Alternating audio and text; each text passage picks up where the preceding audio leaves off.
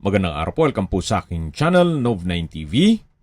Patalasasan po, meron po ba kayong mga properties na napapabayaan or non-performing assets? Plan nyo yung ibenta, pero wala kayong oras pagbenta nito. Kung ito'y pagkakatiwala nyo po sa amin, tawag lang po kayo sa aking numero, usap po tayo, gawan ko po ng video for free. Yes, libre po. Wala po kayong babayaran. Tutulungan pa namin kayong mabenta ang inyong property. Kami na po bala sa marketing, sa boosting,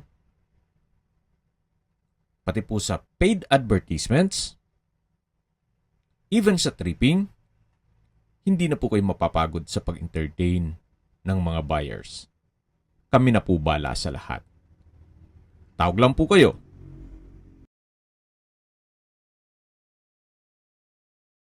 Nandito po tayo ngayon sa Tagaytay kung saan meron po tayong bagong video presentation. Isang modern design house and lot na meron pong swimming pool at guest house. May total lot area po ito na 625 square meters at corner lot. May floor area po ito na 800 square meters more or less. Nasa loob po ito ng isang guarded subdivision at mataas na lugar. Ang estimated elevation above sea level ay 1,500 feet. Bali po dalawang bahayan na kada isang bahay ay meron pong 3 kwarto. Meron din pong swimming pool at nakabakod na po buong property. Sa mga familiar po dito sa property na to, opo, na-vlog na natin to. Update lang po, available pa at nag-markdown price na po si owner. Mamaya po sa dulong parte ng video, pag-usapan natin ang presyo nito at distance, location, and travel time. Nandito po tayo sa poolside at tunghayan nyo po itong napagandang disenyo ng main house kung saan ito'y naka-glass walls and windows. At dito naman po sa malapit sa akin, ito po yung guest house. Ito po yung hagdan na papunta dito sa hallway at mula po dito matatanaw nyo naman yung main entrance. Ito pong guest house ay may glass walls and windows din po yan. At mamaya po ikutan po natin yan. Check po natin itong main house. Yan po yung main door. At pasok po tayo. Welcome po dito sa bahay ni Sir. Kung saan ito na po yung living area o salas. Yan po yung glass walls and window. Kumpleto na rin po ang furnishings. May split type aircon. Dito naman po yung dining area. High ceiling. Then sa dulo po ay may flute type wall panels. Meron rin pong dining set. At ito naman po yung formal kitchen, may pendant lamp, then island, kitchen countertop, at meron din pong powder room dito sa dulo. May hand wash basin at water closet with bidet. Yan po ulit yung formal kitchen. At dito po yung living area. Ito naman po yung hallway papunta sa mga kwarto. Ito po yung first bedroom. Malaki naman po ang espasyo nito. May bed frame and mattress. May customized glass windows with curtain. Naka-ceiling cove design. At may split type aircon. Dito naman po ay yung toilet and bath. Pero bago pumasok doon, meron pong table, then vanity mirror, wardrobe, at ito po yung banyo. May wall-mounted hand wash basin, water closet, at shower enclosure. Yan po yung wardrobe from floor to ceiling at may wall-mounted na table. Ito po yung master bedroom. Napakaganda po ng disenyo nitong glass wall and window. At meron pong bedside table at lampshade. Yan po yung split type aircon At lalabas na po tayo. Yan po ulit yung hallway. Ito po yung living area at yung main door. Dito naman po ay may wall panels. Napaganda ng disenyo. At ito po yung second bedroom. Sa spasyo, malaki naman po siya. Naka-ceiling cove design, may pin lamps, may sliding glass window, at may sariling toilet and bath. May hand wash basin, water closet, vanity mirror, at shower enclosure. Ito po ang second bedroom o pangalawang kwarto. At lipat na po tayo dito sa third bedroom na kung saan sa spasyo hindi naman siya ganun kaliit at hindi naman ganun kalaki. Sakto lang po. May split type aircon, customized glass window, may wardrobe, at may sarili din po itong toilet and bath. May hand wash basin, water closet, at shower enclosure. Naka-tile bathroom wall na rin po yan. Yan po ang third bedroom dito sa main house. At paglabas nyo po dito, ito pong glass wall ay may view naman yan doon sa swimming pool. Nandito po ulit tayo sa may formal kitchen at naka-ceiling cove design po dito. Meron pong ceiling fan at LED lights. Ito po yung main door. Mula naman po dito matatanaw natin yung main entrance at yan po yung guest house. At bibitinin ko po muna kayo bago natin pasukin yan. Dito po muna tayo sa may balkonahe. Mula po dito, tunghayan niyo po. Napaganda po. Yan po yung swimming pool. Meron pong mga Chinese bamboo. At dito naman po yung hallway na papunta sa main entrance. Nandito na po tayo sa guest house. May balkonahe. Meron pong outdoor dining set na may rectangular glass top. At ito naman po yung main door dito sa guest house. Ito po yung living area, dining area at formal kitchen.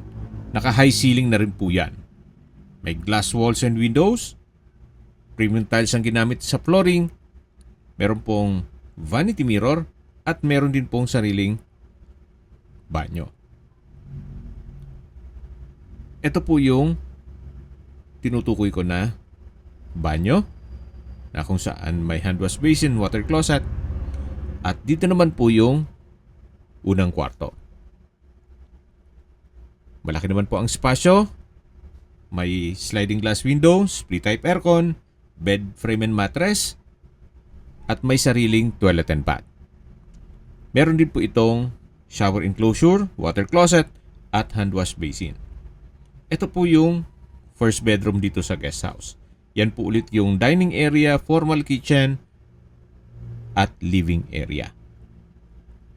Dito naman po yung pangalawang kwarto na kung saan malaki naman ang spasyo. May bed frame and mattress, split type aircon, sliding glass window, may curtain, at meron din po itong sariling toilet and bath. May hand wash basin, water closet with bidet, vanity mirror, overhead shower, at bathroom window. Yan po yung toilet and bath ng second bedroom at meron din pong wardrobe. Paglabas nyo naman po, matatanaw nyo ang formal kitchen, dining area at living area. Yan po yung main door ng guest house at dito naman po yung master bedroom dito sa guest house. Napakalaki po ng espasyo. Naka-glass walls and windows with curtains, T-type aircon, ceiling cove design, bed frame and mattress, bedside table, lampshade, at meron din po itong sariling toilet and bath. May wall-mounted table, wardrobe, sliding glass window with blinds, serves as natural sunlight, at ito naman po yung toilet and bath. May hand wash basin, water closet, shower enclosure, vanity mirror, tile bathroom wall at bathroom window. Yan po yung toilet and bath dito sa master bedroom ng guest house, na may access din po yan papunta sa balkonahe. Lalabas na po tayo dito sa guest house.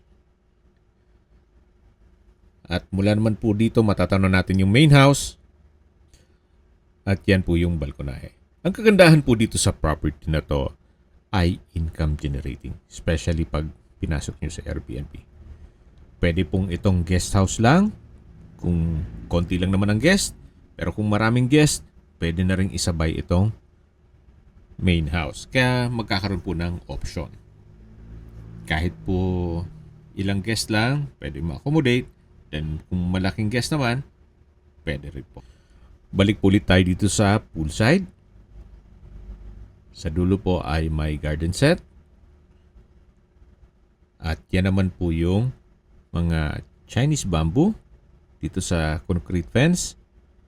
At habang naglilibot po tayo, pag-usapan na natin ang distance, location at travel time.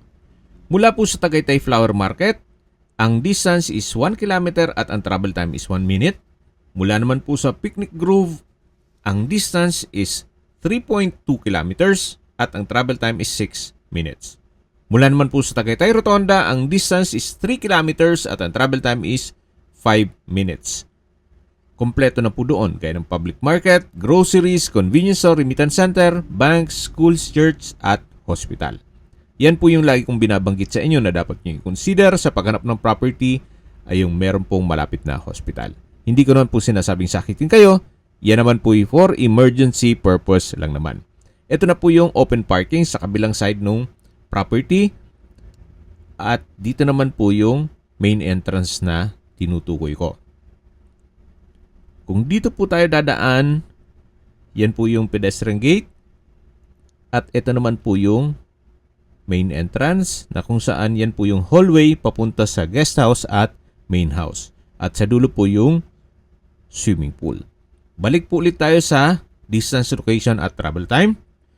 Mula naman po sa Manila o sa airport, ang distance is 53.9 kilometers at ang travel time is 1 hour and 10 minutes.